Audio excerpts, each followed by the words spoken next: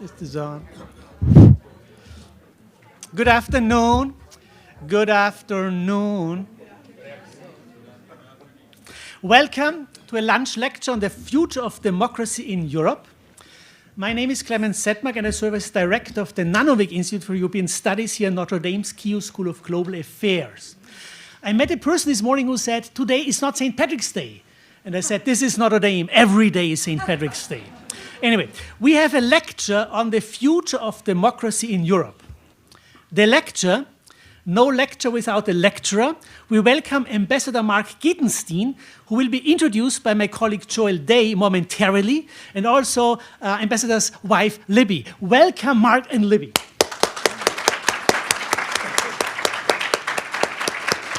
That was good. So, lecture on the future of democracy in Europe, lecture. The future is you, the wonderful audience. Welcome. May the lecture strengthen your desire to be and become artisans of a new humanity, because that's what we need. Democracy. This is Notre Dame's Democracy Initiative. The Democracy Initiative is co-sponsoring this event and is represented by its managing director, Joel Day, whom I will introduce in a minute. Welcome, Joel. Good. And Europe, this is the Nanovic Institute for European Studies. The Nanovic Institute is committed to bridge building, bridges between Notre Dame and Europe and between Europe and Notre Dame. One of our initiatives is a program in diplomacy, where we bring diplomats to campus to engage with our students. Ambassador Gitenstein is our diplomat in residence in spring 2025. He contributes to our course, Deep Dive into Diplomacy, and advises students with an interest in foreign affairs. Today, he's our Nanovic Forum speaker. The Nanovic Forum was established through the generosity of our wonderful founding benefactors, Bob and Liz Nanovic. It serves the purpose of bringing important voices who can speak to European matters to campus. Ambassador Gitenstein is such an important voice. There are places in the front row for those who like to sit in the front row. Ambassador Gitenstein is such an important voice. And because the ambassador is important, he will be introduced by Dr. Joel Day, Managing Director of Notre Dame's Democracy Initiative. Joel Day is a native speaker, so you will have no problems understanding him. He holds a PhD in International and Comparative Politics from the University of Denver Corbett School of International Studies. After his PhD, he worked as a scholar practitioner in the fields of government, nonprofits, and political campaigns. He has done research on political violence, democratic pluralism, and religious ideology. He previously served as department director at the city of San Diego, where he oversaw several public safety initiatives. In 2020, he was appointed senior advisor for COVID-19 response and recovery. If you remember the dark times of the pandemic, you may agree that a person who could weather this storm is ready for anything, including being prepared to run a democracy initiative in a Catholic university. That's a little bit of a joke, but anyway, I'm not going there. Joel most recently held the position of Senior Fellow and Director of Research at Princeton University's Bridging Divides Initiative, where he worked to count and counter events of political violence in the US. I hope more counting than countering. Dr. Day has held academic appointments at the University of Southern California and the University of California, San Diego. And now he's in Notre Dame, and right now he's in the room, and at this very moment he will introduce our Nanovic Forum speaker. Thank you, Joel.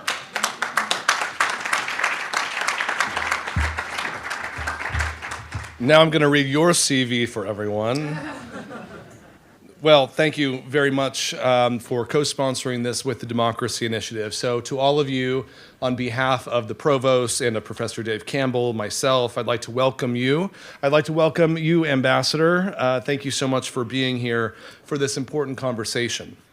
The Democracy Initiative works with institutes like Nanovic on campus throughout our entire university to hold what we're calling democracy talks that are both timely and accessible talks to the whole campus community, meaning you don't have to have a degree in econometrics or international politics in order to understand and engage. For example, the upcoming talks in April are going to have democracy talks with the law school with 2 lead prosecutors in the United States versus Donald Trump, lawyers who President Trump fired in his first days in office.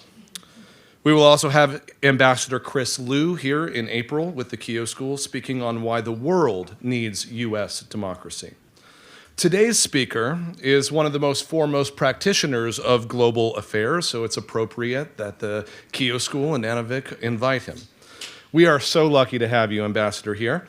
While there is no doubt that the invite letter would have eventually found itself in his email, it helped that his daughter happens to be my neighbor.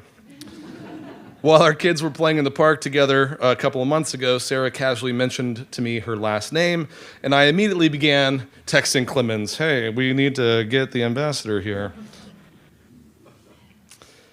Ambassador Mark Gitenstein served as U.S. ambassador to the European Union from 2002 to 2025. He represented the U.S. on issues like trade and technology regulation, and most recently, a critical, important voice in Russia's attack on Ukraine. Gitenstein served as U.S. ambassador to Romania from 2009 to 2012. He was awarded the Star of Romania, the nation's highest civilian honor, by the President of Romania in 2012. He began his career with 17 years of service in the United States Senate, including as chief counsel to the Judiciary Committee and the United States Senate Intelligence Committee. He and I were texting just yesterday on Signal about that experience. In addition to his service with President Biden for 13 years in the Senate, he co-chaired the then senator's transition to the vice presidency in 2008 and helped set up his transition to the presidency in 2020. Ambassador, we are eager to hear your thoughts on the future of democracy in Europe.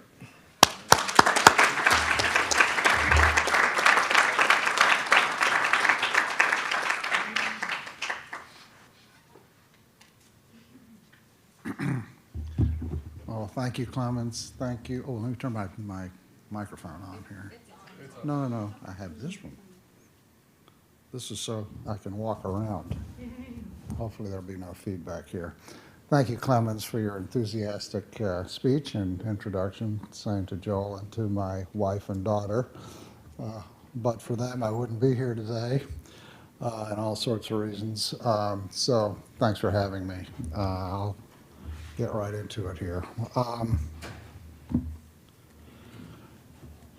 I'd like to begin with a few personal stories. I grew up during the Cold War. I can still remember as a freshman in high school in 1961 watching that small black and white television as President Kennedy delivered his inaugural address. And in his words, "Let every nation know, whether it wishes us well or ill, that we will pay any price, bear any burden, meet any hardship, support any friend, oppose any foe to assure the survival and the success of liberty." In other words, democracy in Europe. As ambassador to the European Union and to Romania, I thought of myself as serving that cause. So it is particularly disturbing to me that anyone would even question the need to address today's topic, the future of democracy in Europe. Almost 81 years ago, after the D-Day landings in Normandy, why would there be any question about democracy in Europe? I'm sad to say it's a very salient question, because the fact is that democracy in Europe is in jeopardy. So is the transatlantic alliance, and therefore our national security. Now, there are foreign policy experts with much greater credentials than mine who have written thousands of words on these topics on the editorial pages of the nation's newspapers and foreign policy journals in recent weeks. I can't match Tom Friedman, David Ignatius, Fareed Zakaria, Ann Applebaum. Just go Google them and you can read their columns. I will just speak from my personal experience and from the heart. 2 years ago, on the 79th anniversary of D-Day, my wife, Libby, and I visited the cliffs of Normandy. We stood on Pont de Hoc, where courageous American GIs clawed their way up the sheer face of terror to silent German guns aimed at our landing craft. And we stood in the sands of Iwo Jima Beach, so vividly captured in the movie Saving Private Ryan. On that cliff, I remember turning to Livy and asking, what gave these young men the courage to grapple their way up that cliff with Germans firing down on them with machine guns? On the 40th anniversary of D-Day, on that very cliff, Ronald Reagan, in one of his greatest speeches, told us why. In his words, the men of Normandy had faith that what they were doing was right, faith that they fought for all humanity, faith that a just God would grant them mercy on this beachhead. And then Reagan turned to a couple of aging veterans and said, you are here to liberate, not to conquer. One's country is worth dying for. Democracy is worth dying for. Reagan then goes on to explain that when the war was over, in his words, there were lives to be rebuilt in Europe and governments to be returned to the people. The Marshall Plan, NATO, the European Union were created. Huge, complicated, multilateral institutions, the primary purpose of which was to rebuild democracy and free markets. A project that was for the benefit of the American people and their national security. And what to me is the most important paragraph in that speech, especially for today, he reminded us, in his words, we in America have learned bitter lessons from 2 world wars. It is better to be here, ready to protect the peace, than to take blind shelter across the sea, rushing to respond only after freedom is lost. We've learned that isolationism never was and never will be an acceptable response to tyrannical governments with an expansionist intent. Might add, little known fact, more GIs, American GIs, have died in Europe than anywhere else in the world. In the last year of his presidency in 1988, Ronald Reagan reiterated this point in another eloquent speech. Quote, the Atlantic Alliance is the core of American foreign policy and security. Preservation of a free and democratic Europe is essential to preservation of peaceful, free, and democratic United States. President Biden, in his last weeks in office, addressed these same themes in several speeches. And in what I believe to be his greatest speech of his presidency, his farewell address, spoke to the threat to our democracy. He warned, quote, a dangerous cancer, dangerous concentration of power in the hands of very few ultra-wealthy people, and the dangerous consequences if the abuse of power is left unchecked. An oligarchy is taking shape in America of extreme wealth, power, and influence that literally threatens our entire democracy, our basic rights and freedoms, and a fair shot for everyone to get ahead. He was speaking of threats here in the United States, but having discussed this recently with President Biden, I know that he agrees with me that the threat is equally present in Europe as well, and as it is in some significant measure fostered by Russia. This is a repeat of what Hitler was doing in the 1930s. At that very moment, an isolationist movement called America First, led in part by Charles Lindbergh, attempted to convince Americans it was not their problem. If Putin's Russia and what he is attempting to do in Ukraine is not what Reagan called a tyrannical government with an expansionist intent, quite frankly, I don't know what is. I'm going to make the case that democracy is in danger in Europe by focusing on two countries that are near and dear to my heart, Moldova and Romania. And I will draw your attention to the very mechanics of democracy, voting. First, let me remind you about President Biden's warning about the insidious influence of disinformation on social media. His comments apply in shocking detail in Europe in these two countries. Unsurprisingly, this past year, Russia has deliberately intervened in recent elections in Romania and Moldova. Not only was I U.S. ambassador to Romania between 2009 and 12, but my ancestors were from Moldova and Romania. So both countries have a very special place in my heart. As U.S. ambassador to the EU from 22 to 25, I followed the Russian invasion of Ukraine and its aftermath as part of my work every day as the U.S. and the EU worked together to hold Russians accountable. I was not surprised to see the Russians attempt to thwart Moldova's aspirations to join the EU and to neutralize Romania. Let's start with Moldova. Maya Sandu has been the president of Moldova since 2020 and has skillfully led the country in a pro-European democracy direction ever since.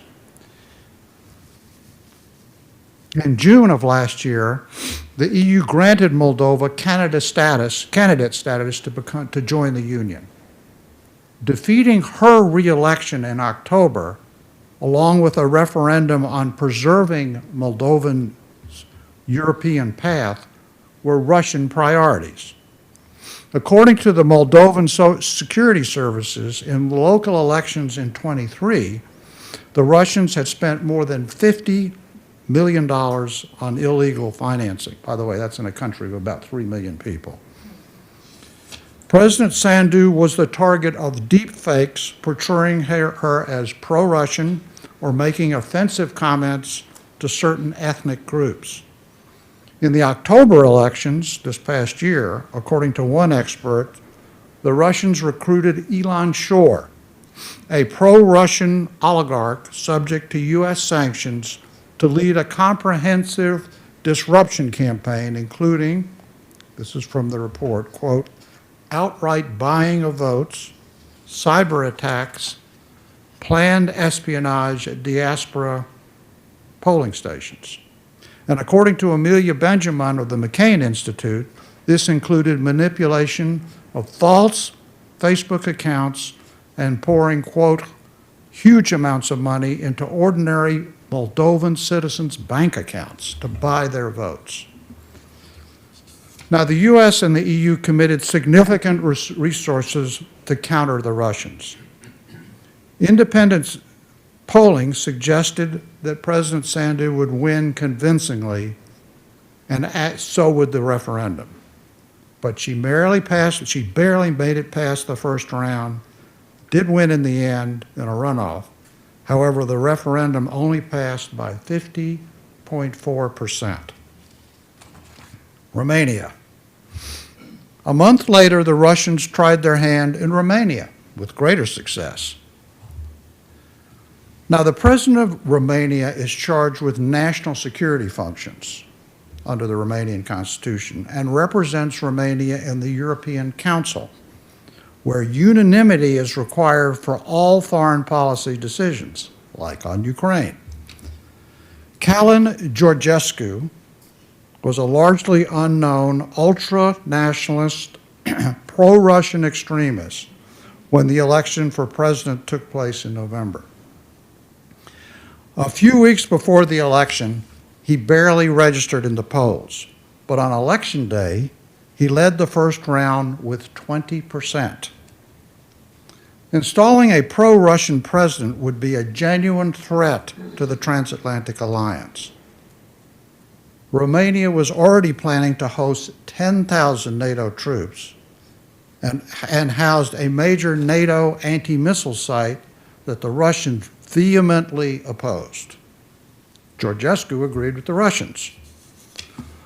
The role of social media immediately became suspect.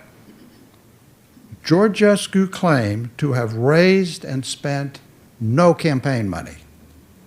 Soon after the elections, the Romanian intelligence services released redacted intel documents revealing foreign meddling, and along with other sources, that someone mysteriously allegedly spent $1 million in the 18 months before the election on TikTok.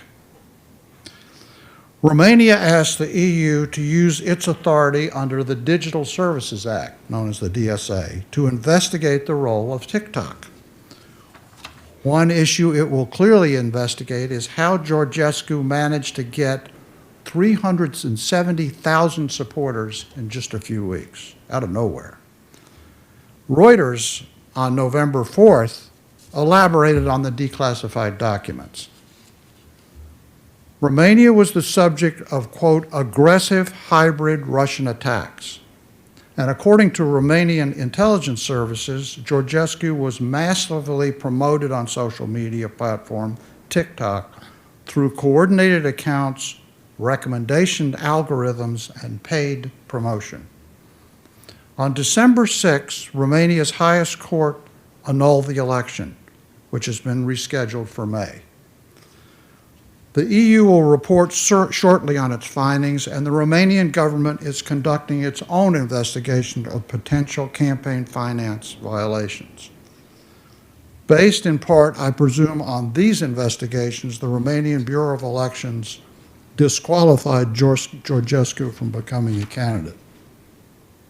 Hopefully, both the EU and the Romanian authorities will make public to the voters the results of these investigations before the election in May.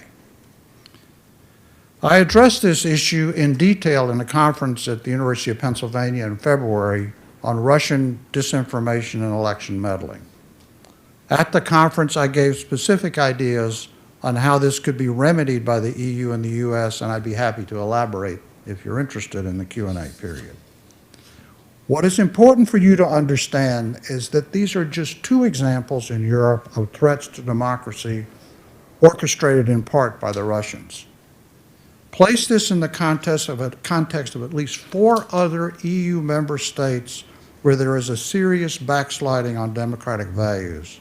In each case, there is a toxic combination of profound dissatisfaction with the ruling regimes, weakened institutions, Euroscepticism, and deliberate Russian meddling. The consequences are a marked deterioration of unity in the EU and NATO, where major national security issues, again, Ukraine, are decided by unanimous vote. Russian agenda is very obvious. They only need one vote.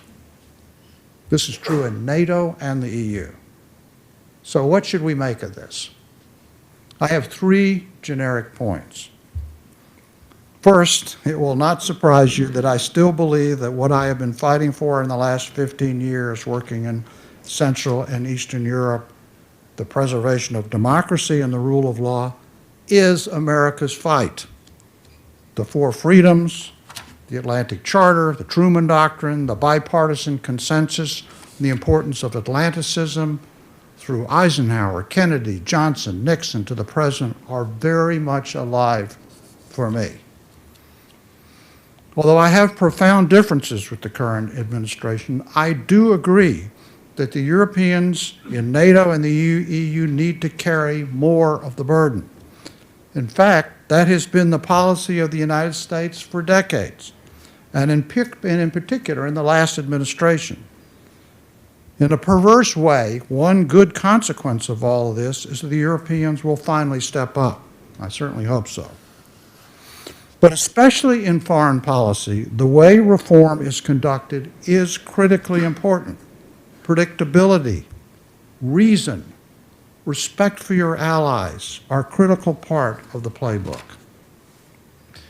One of the most eloquent explanations of this approach was expressed by one of my favorite New York Times columnists, David French. As he puts it, If agreements are subject to immediate revocation with the advent of a new administration, will any sensible world power rely on America's word or America itself? To be clear, French sees the need for change, but lasting change must be undertaken with deliberation and caution. He talks about his favorite British writer, Catholic philosopher G.K. Chesterton. He tells the story of the so-called Chesterton fence to illustrate his point. Why does this fence block this road, the reformer asks. Chesterton continues, quote, "The more modern type of reformer goes gaily up to the fence and says, 'I don't see the use of this. Let's get rid of it.' To which the more intelligent type reformer will do well to answer, 'If you don't see the use of it, I certainly won't let you clear it away. Go away and think. Then when you can come back and tell me that you do see a use for it, I will allow you to destroy it.' These institutions have value, but still need to be reformed. French and I are institutionalists. When you blithely destroy institutions, you destroy trust and the underpinning of democracy. On the eve of my first day at law school, many, many years ago, at another great Catholic institution, Georgetown, all of us newbies were instructed to watch the classic movie, A Man for All Seasons, the story of probably the greatest Catholic lawyer, Sir Thomas More.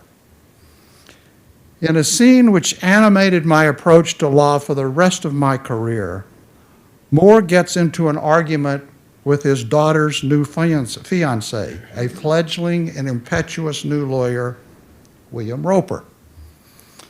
Roper is appalled when More admits he would give the devil the benefit of the protections of the law. More: "Yes, what would you do? Cut a great road through the law to get at the devil?" Roper: "Yes, I'd cut down every law in England to do that."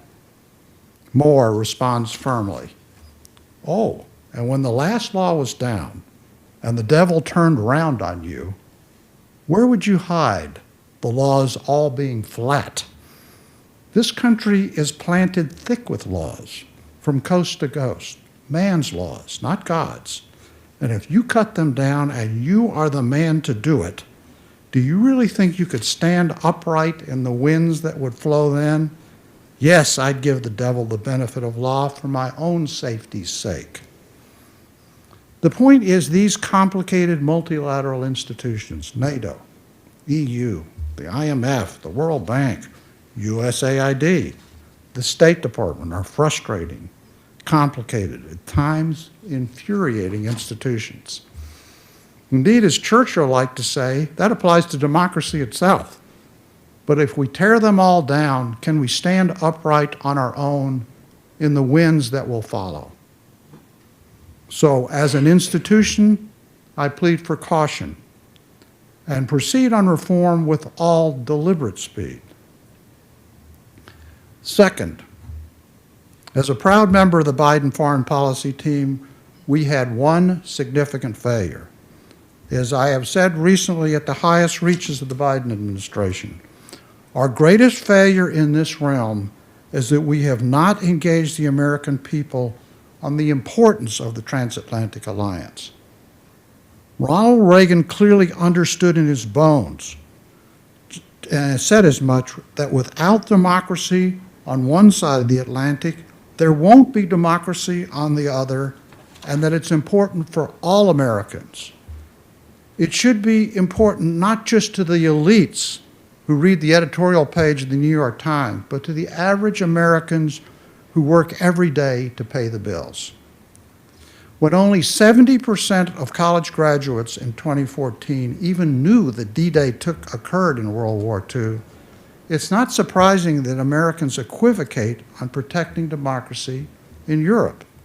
To say the least, those of us who agree with Reagan that the transatlantic alliance is the cornerstone of our foreign policy have a lot of work to do. Third, We have to return to first principles about saving democracy on both sides of the Atlantic. So now to my favorite subject, the importance of free and independent media as the essential bulwark of democracy, especially in Europe.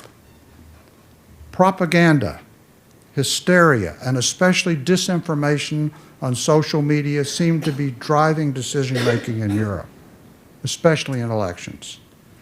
The environment is absolutely toxic in almost all the member states of the EU where democracy is backsliding. Countering disinformation should be focused on one simple truth, as a recent Carnegie study points out. One institution that can make a real difference is a strong, resilient, independent press. The best answer to disinformation is more truthful information that points out the lies. But as President Biden said in his farewell address, in the face of the threat of oligarchy here in Europe, the free press is crumbling. With the current approach to the Trump foreign policy, the tradition of FDR and the Four Freedoms or Reagan and the shining city on a hill may be over for now. It's our job to keep those bedrock principles alive, especially as they relate to free and independent media. As in the U.S., as the Medill Journalism School at Northwestern points out, there are huge news deserts where local journalism is literally dead. Similar deserts exist in the EU, as a recent EU study shows. But the biggest problem in Europe is captured media. By that I mean independent media co-opted by the autocratic regimes. Crumbling media on both sides of the Atlantic is also a market failure, as business models for legacy media are failing. It's the reason that independent media are vulnerable to buyouts by oligarchs like Orban in Hungary, who upon his election in 2010 simply gathered up all his friends and they went out and bought most of the independent media in Hungary. The experts speak of this co-option in the context of the deterioration of what they call media plurality. In the case of our two studies, Moldova and Romania, media plurality is under siege. Reporters Without Borders, RBC, measures media pluralism throughout Europe every year. According to RBC, the results for both countries are better than Hungary, but still very disturbing. For example, the narrative on Moldova is the Ilan Shor, remember him? I mentioned him earlier, is the pro-Kremlin oligarch behind the Russian meddling scheme, still controls a significant media empire in Moldova, despite partially successful efforts by the Sandu government to break the monopoly. In Romania, according to the RBC, media funding mechanisms are often opaque, even corrupt. Yet, it was a hardy group of independent journalists at thinly resourced digital platforms in Romania that forced the government to declassify the TikTok documents. Now, while I was ambassador in Brussels, our mission spent a lot of time and energy on this problem. I spoke of it in my closing remarks in a forum hosted by Politico Europe. You can look it up on YouTube. One of the most sustainable and reliable strategies for preserving and enhancing independent media is the private sector. As recent events demonstrate, we obviously can't depend on USAID, although they did become involved in preserving independent media in Europe. The basic message is that the EU needs to treat independent media like we are treating electric vehicles, a market failure. We need to convince the EU to create risk mitigating regimes, subsidies, tax credits, to encourage equity investors to place safer bets on independent media.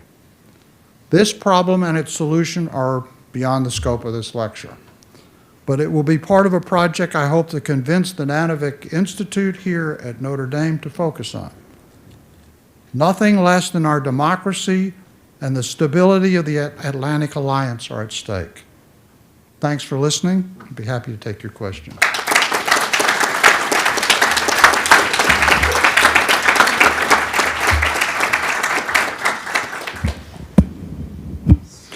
So I'm going to moderate our conversation today with the ambassador. We have a mic that is going to be roving around with Clemens. And I will call on students or prioritize students when I see their hands.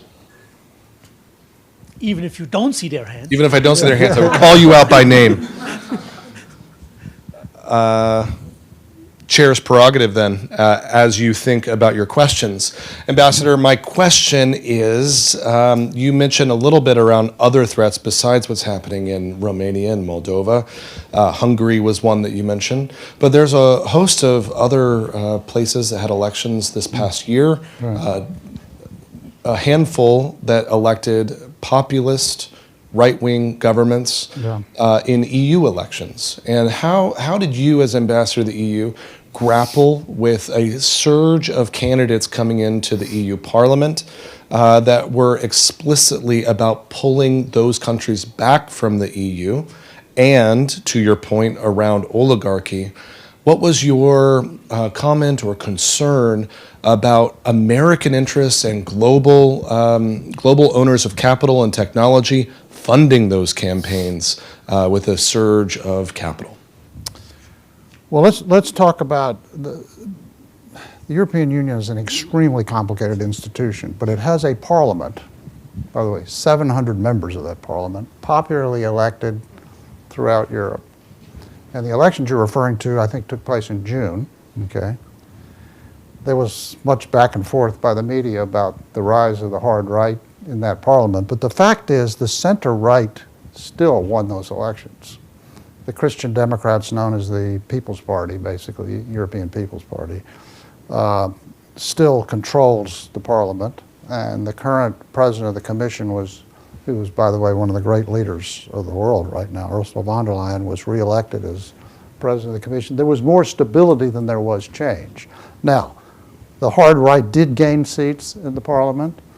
They still are not represented in the leadership, in effect, and the center-right, which is very pro-Western, pro-American, continues to run the parliament. And the president of the parliament, Libby and I had lunch with her before we left, very much shares our values. So I didn't see a big change there. In terms of funding those elections, there could well have been funding. There was certainly tacit support by some of the hard right. But the fact is, I mean, you probably were referring to what happened in Germany. Those were not European elections. Those were actually German elections.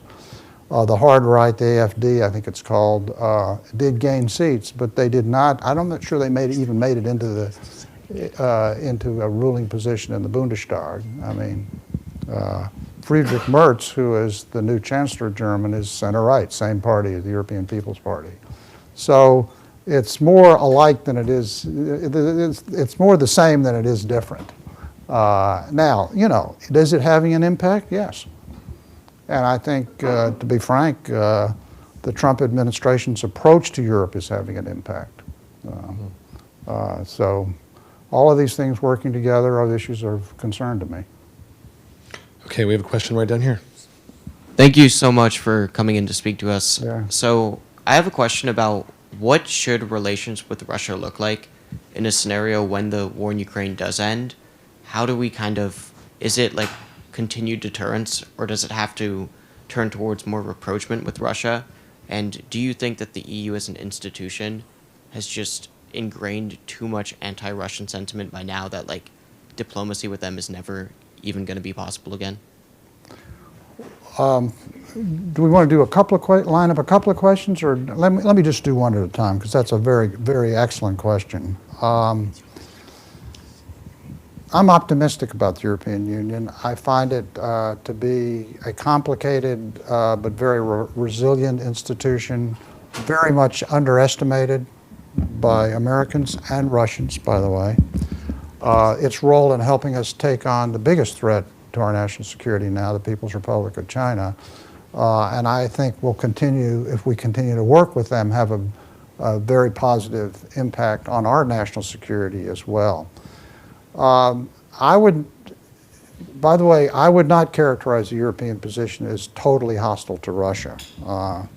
There are a number of member states in the European Union that are willing to see a rapprochement with Russia. I mean, a good example is Italy, okay, which is harder right probably than most of the rest of Europe. But Meloni, who is the prime minister of in Italy, is a very pragmatic advocate for Ukraine and skeptical of Russia. I think they would like any of us, would like to see this war over, but on the terms in which the Biden administration and bipartisan coalition in the Congress support it, which is that, you know, we'll welcome Russia back into the community of nations, but it's under the community of nations rules, not their rules. Just as concerned about what Ronald Reagan saw 80 years ago, a tyrannical regime that sinks to build an empire. That is not sustainable in Europe, because the people who will suffer the most are the Europeans. They do not believe that if there's a settlement in Ukraine that Putin will stop at the Prut River, okay? They don't believe that, and they're right. And I think in the end, the Europeans will develop, with our help, hopefully our leadership, a pro-Western or Western united approach to Russia, which does not involve a total capitulation. It's not sustainable, and the people that advocate that haven't spent enough time in Ukraine or Romania, for example. I was talking to a friend of mine on the phone the other day about what are Ukrainians' attitudes towards the Russians. It's not that different from the Romanians. They've lived under Russian rule. And I remember very vividly, and I'll close with this story, when the war started, I got to Brussels on January 19th. The war started on the 24th. As Libby will tell you, I watch CNN every morning over breakfast. And CNN in Europe is very vivid. And the coverage is very extensive.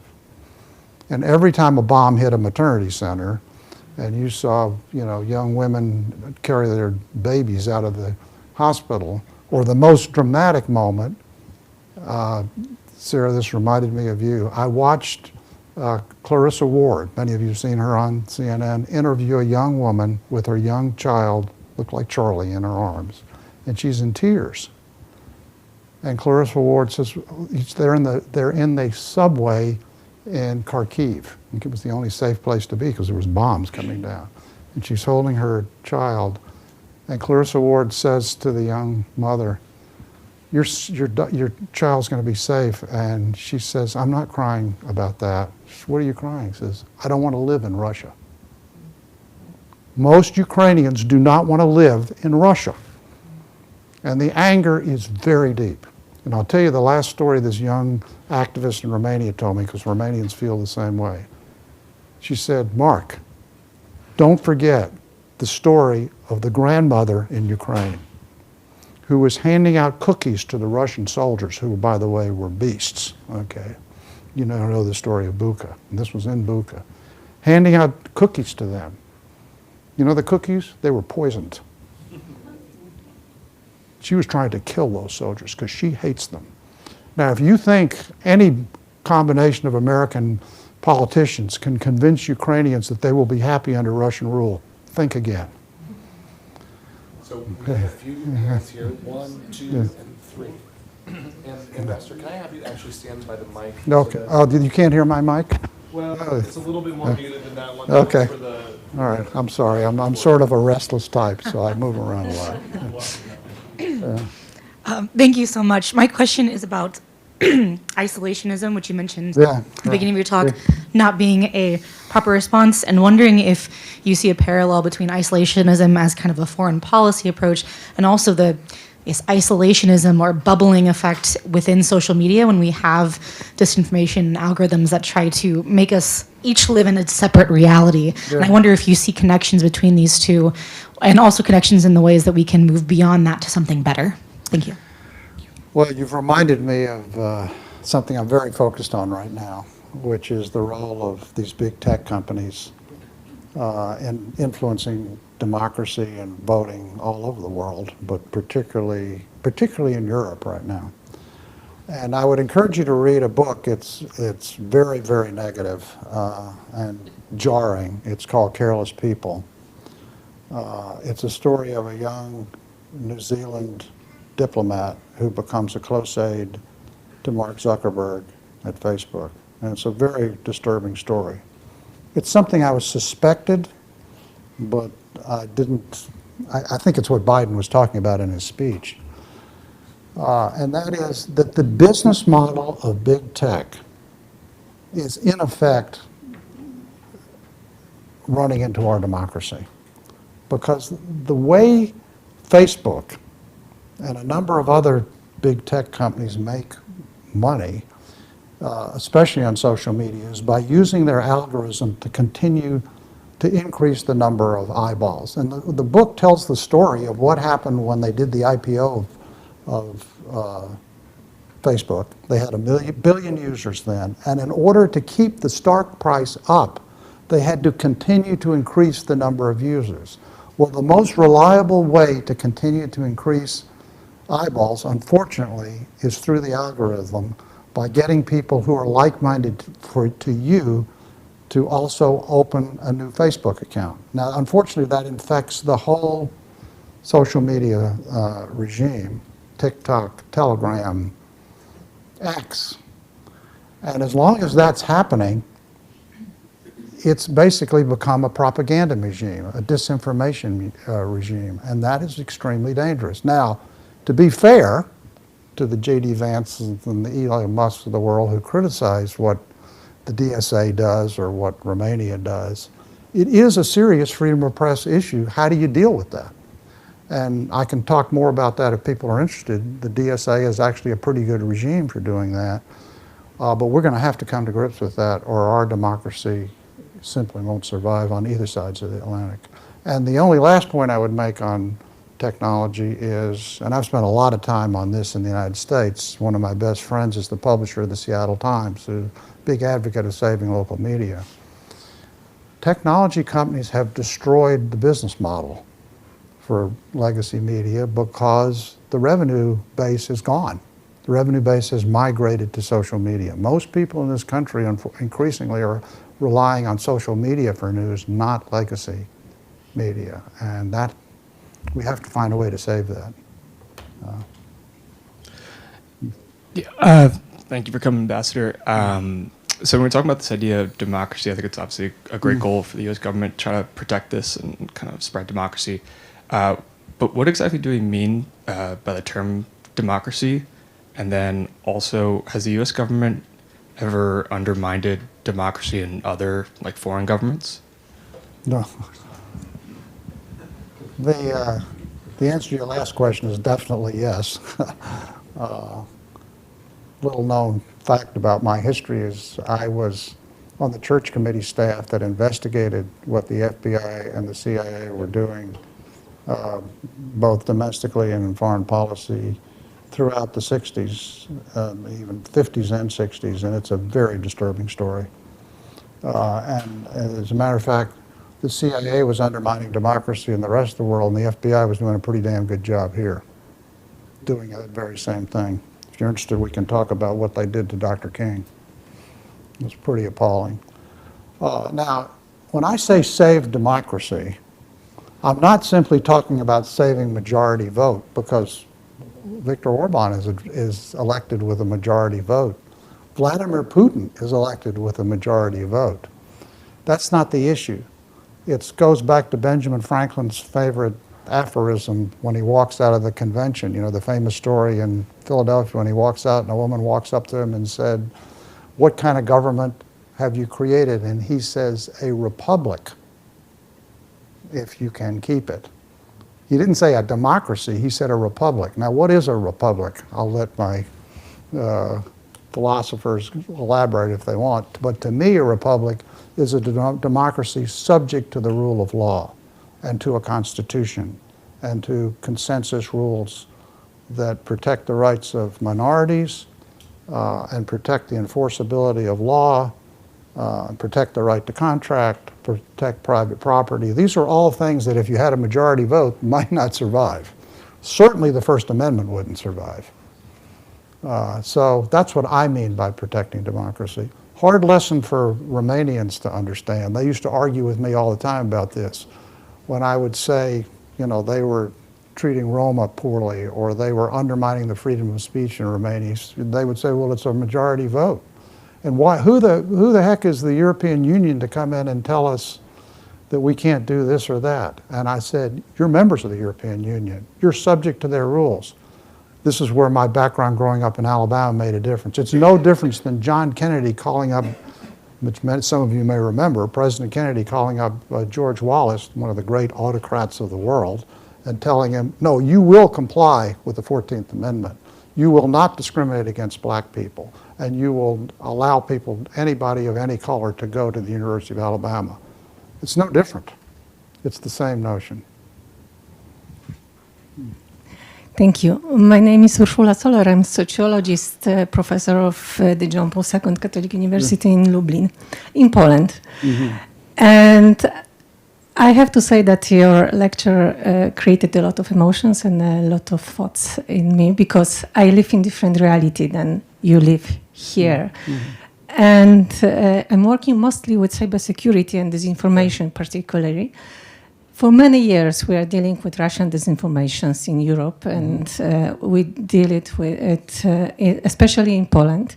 And as an example, which I can give you, 2-3 years before a Russian invasion in Ukraine, we started to observe a huge disinformation attack on Polish social media about massacre, Volyn massacre. It was a massacre that happened in 1943 by Ukrainians on Poles in Ukraine.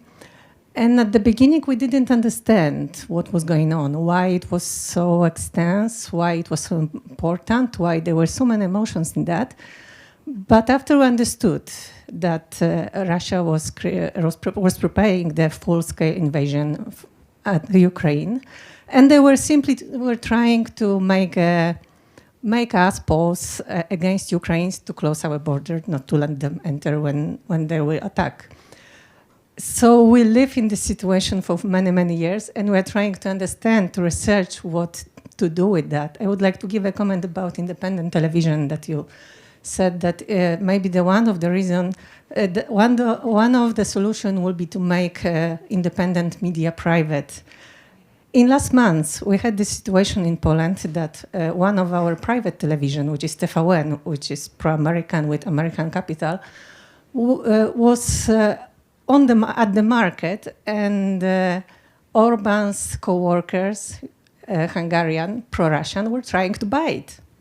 So at the end, for us, it wouldn't be the solution, because it became like a Russian vision again in our private television. But there are many concerns we could discuss it about for years. But my question is, because Poland is in this geopolitical situation that was a bit complicated between two great, strong countries, which is Germany and Russia. And our eyes, at the moment, my eyes are also on Germany, because we see that it's becoming a pretty strong crisis there. So I would like to ask you, what do you think about the situation in Germany? And if we, I mean European Union, but also United States, what we could do to help them to fight with this crisis, which could be dangerous, not only for Europe, but to whole country, forward, sorry. Well, let me respond first to your first point.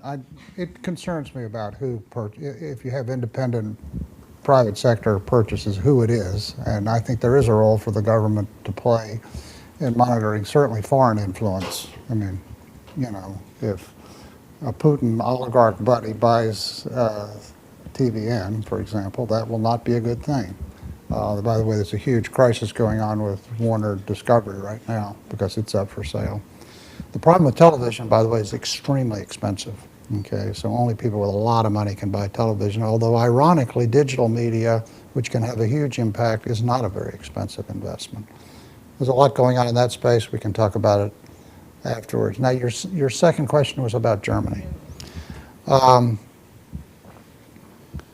think the problem that we have now, and you saw a little bit in the so-called signal gate crisis that occurred in the last few days, you know, with the the thing that disturbed me the most in that transcript, which was in the New York Times today, you know what I'm talking about, was the hostility to Europe. You know, it's palpable, and it's wrong. And it doesn't make it easy for somebody like Friedrich Merz, who is trying to build a pro-Western. I know Friedrich Merz. He was a law partner of mine. He's a very talented guy. He's the new Chancellor of Germany, trying to build a pro-Western, if not pro-American, alliance that would be a good counter to the AfD. Okay, but he's got to produce results. You know, the German auto industry is in free fall right now, and if unemployment and inflation again become hot political issues, that's just the kind of toxic environment in which the hard right flourishes. And so America and a pro-European foreign policy is critical to keep that from happening, or we'll be back in the soup again. We'll have American troops here before it's over. We've done that twice. I fear we'd do it again if we don't get ahead of it. That's what Reagan meant. Get ahead of this. Don't wait for the war to start. Don't wait for an 800-mile wall to be built on the Atlantic. This is my concern, yes. Excuse me? This is my concern. Yeah, well, it's a very legitimate one. Yeah. We are coming up against time. I want to recognize as many people as we can in this. Yeah. We're coming up against time. I want to recognize as many people as we can. So I'm going to try to take 3 questions very quickly in a row, and then you can sort of give closing remarks in response. Okay, and by the way, I'm happy after people break up, we can That sit in sounds the great. corner and talk.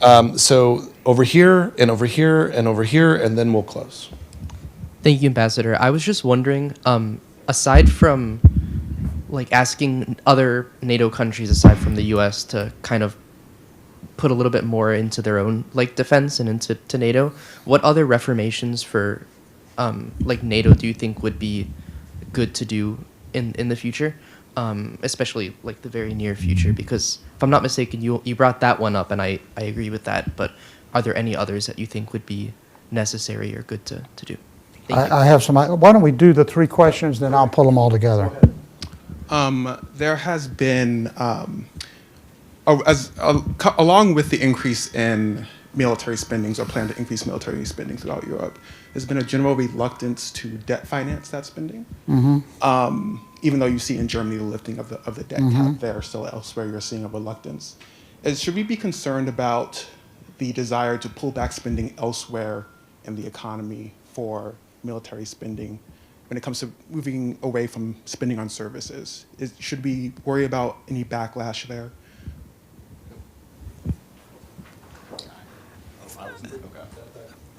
Thank you. And as my question as a British citizen, I was wondering if you could share your perspective on the role of the UK in many of these discussions in securing democracy in Europe as a country which is in Europe but outside the European Union and which has recently elected a Labour left-wing government. Thank you.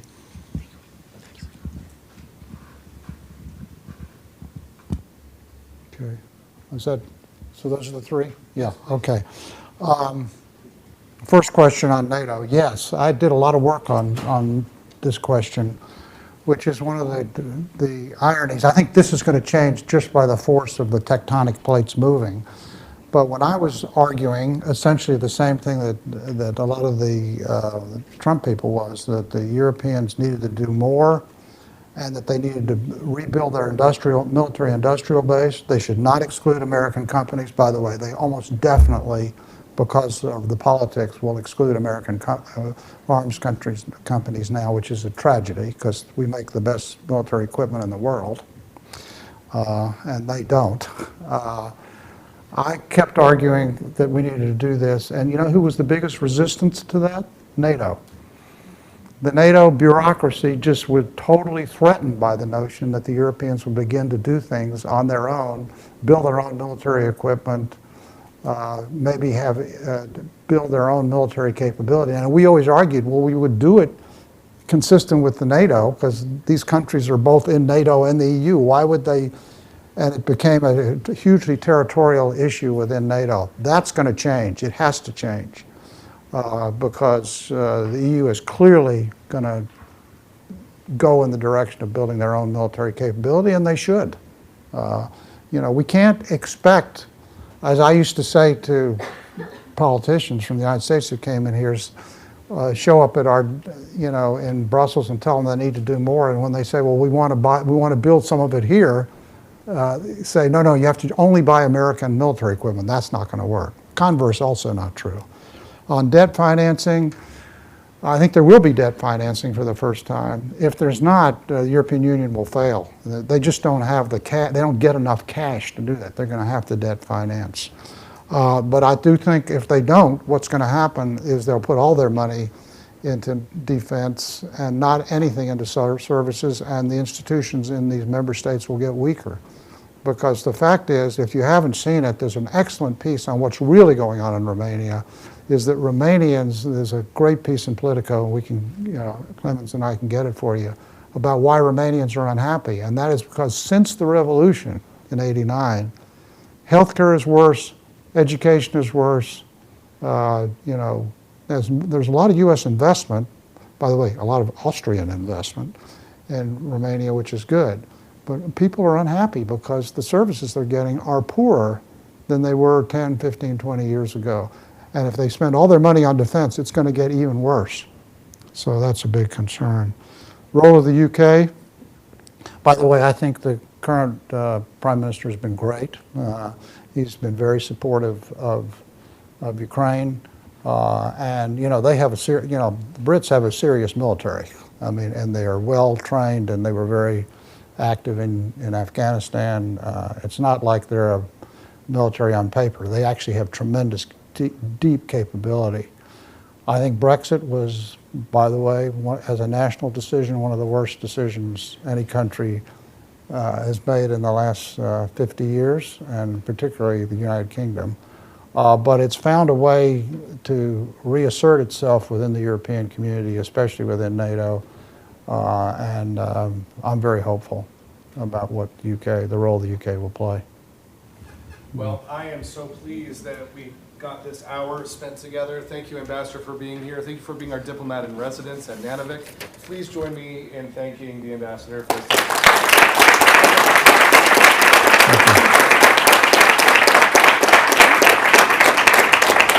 Thank you very much. All right, thank you all.